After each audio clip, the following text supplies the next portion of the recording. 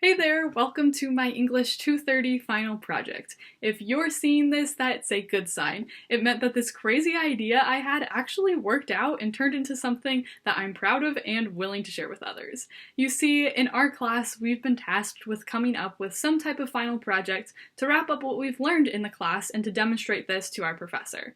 And I had a few different ideas of what I could do for this. My first idea, which was actually given to us by our professor, was collecting all of the journal entries that I had written throughout the semester and submitting them together to demonstrate what I was thinking about at specific points in the class, including some personal reflection on how the ideas we discussed in class related to what was going on in my life. Then for a bit, another idea I had was going through one of these journal articles and expanding the ideas that were in it into a short essay, or adding on to one of the essays I had previously submitted for the class and writing a little bit more about that. But then on the second to last day of class, which is today actually, I was talking with my book club discussion group, and one member was telling us why they weren't really sure why high schoolers were reading this book and that they personally weren't really sure what they had gained from reading it. And this stood out to me.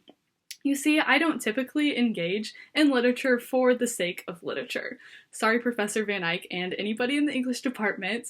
There are some people that just really enjoy reading to immerse themselves in a story or to soak in the beautifully written language of their favorite authors.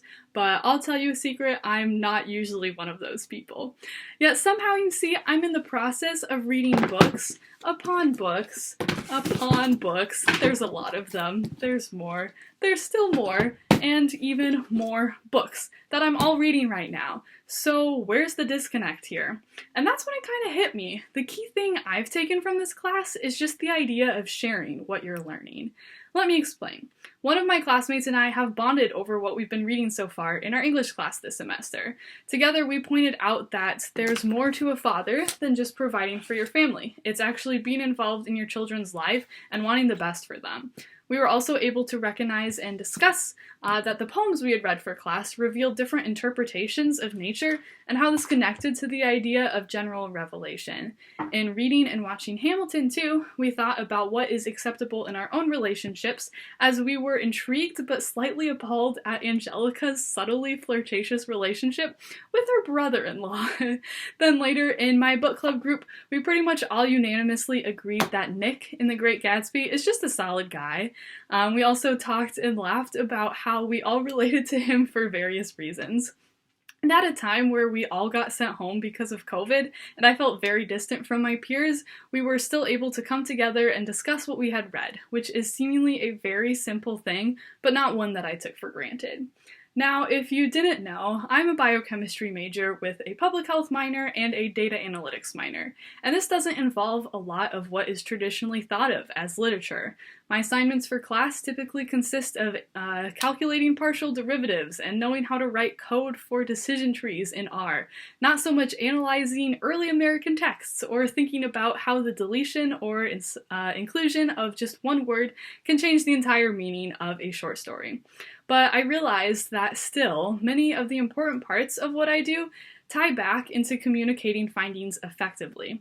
This whole semester, I've been working on a research article that mimics what would be published in a scientific journal. Over and over again while writing this, I've been pushed to think about the best ways to clearly sum up my findings so that my readers know what I did and why it's important. Similarly, in my data science class this semester, I've created a report that discusses a graph that was featured in a Wall Street Journal article and argues why it's visually deceiving. Even in my internship this semester and over the summer, every single week, everyone in our group picks a published article that relates to a project they're working on and commits to reading, summarizing, and sharing it with the rest of us. In all of these situations, the common thread is being able to take what you're learning or just even what you're thinking about and turning that into something that you can share with others, something that your peers, colleagues, or supervisors can bring up with you, ask you questions about. It just acts as something that sparks conversations.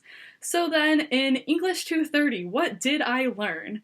Engaging with literature allows us to share what we learn with others, which acts as a starting point for all kinds of future conversations. And even if literature is something that we never want to engage in again, just doing so this semester has shaped us to be better communicators.